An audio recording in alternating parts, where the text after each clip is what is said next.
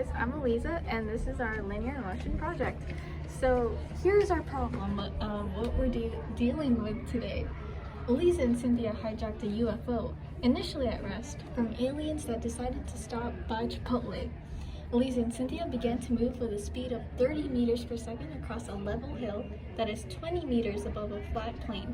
Upon reaching the edge of the hill, UFO runs out of fuel and it follows a parabolic path towards the flat plain. So, how far along the plane is the crashing spot from the hill? This is our visual, which shows the problem in action. 30 meters per second follows a parabolic path towards the flat plane, and we know that our y value is 20 meters. We need to solve for this x value, the distance. So that's what we're looking for. Take it away, Cynthia.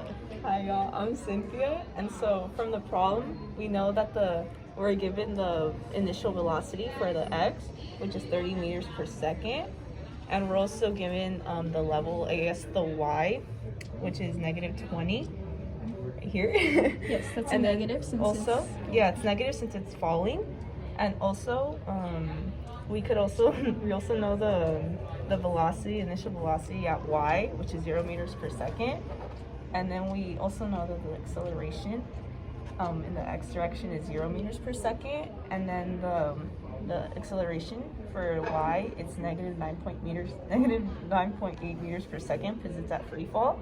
Yes. And then from that, we need to solve for time for both and the distance x here. And yes. Then, okay. So first we need to solve for the time in order to find the distance here. And then so we first use the equation y equals v initial times t plus 1/2 acceleration plus time squared. And so since we are in initial velocity, this cancels out. So yeah. Obviously we don't need that. So to make it easier for us, this is what we're using. Yeah. Y equals 1/2 times acceleration times t squared. Yeah, it cancels out because the initial is 0 meters per second. So it So cancels out. we don't need that, guys. Yeah, we don't. Waste of time. It is. Okay.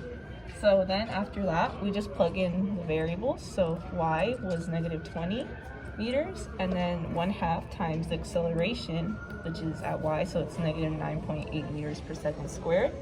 And so we're solving for t, so we just leave t here. Right. And then after that, we multiply these two, Right. and we get negative 4.9 meters squared. And then so after that, you divide it, and you divide 20 by negative 4.9. In order to isolate the t squared. Yeah, and then after that, since they're both negatives, they turn into a positive when dividing it. Right. And you get 4.08 equals to times squared.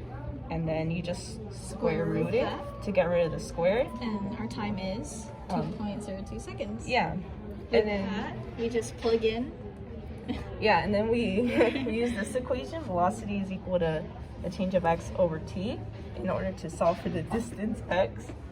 And then so, okay, you plug in the velocity that we have here, and the x, which is 30 meters per second, is equal to the change of x over 2.02 seconds, which we found in the previous problem right here.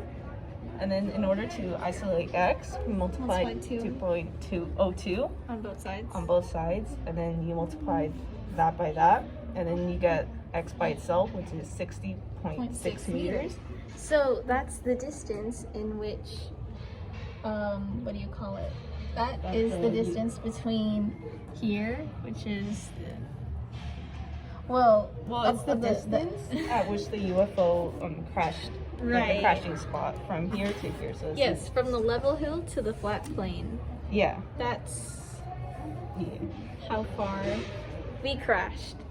Under 2.02 seconds. Yeah. But look at us, we're still alive. We're still alive. Because we have revived. Yeah. In order to show you our problem. It's because we were the aliens. We were the aliens. So that is our problem. Thank you for watching.